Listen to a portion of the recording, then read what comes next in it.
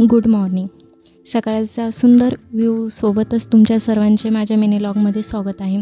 सकाळचं प्रसन्न वातावरण बघून खरंच मन प्रसन्न होते. त्यानंतर इथे लवकरच स्वयंपाकाला लागले होते आणि एकीकडे मी पोळ्या करत होते आणि दुसरीकडे आलूची भाजी शिजायला टाकली. इथे पोळी भाजी तयार आहे कारण की ओवीचे पप्पा नाईट करून आल्यावर ते लगेच जेवण करून झोपतात. त्यानंतर इथं ओवीसाठी मी इथं पोहे बनवले. दुपारी चला म्हटलं काहीतरी खायला बनवूया ओवीसाठी, म्हणून मी ते आज चिकू शेक बनवलं. तुम्हाला जर ही रेसिपी हवी असेल तर मला कमेंटमध्ये नक्की सांगा. त्यानंतर तिला मी ते प्यायला दिले आणि हे असं काहीचं आमचं सुरू होतं.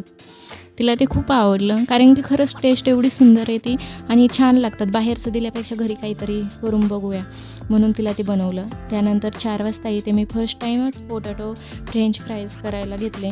मी अगोदर कधीच केलेले नाही. आलूचे पहिले सालटे काढून घेतले आणि त्याच्या उभ्या कापा इथे चाकूने तयार केल्या. त्यानंतर गॅसवर एक पातेलं ठेवलं, त्यात गरम पाणी ठेवलं आणि ते गरम झाल्यानंतर त्यात हे मी उकडायला टाकलं. थोडंसं मीठ घातलं आणि ते उकडलेलं माझ्याकडून जरा जास्त शिजलं गेलं. थोडंसं 5 मिनटं शिजायचं. त्यानंतर काढून घेतलं आणि त्यात कॉर्नफ्लॉवर टाकलं आणि त्यानंतर मग म्हटलं चला आता कढईत ते तळून घेऊया. मग मी काय केलं, कढई ठेवली आणि तेल गरम झाल्यानंतर त्यात ते तळून घेतलं. खरंच चवीला एवढं अप्रतिम झालेलं होतं.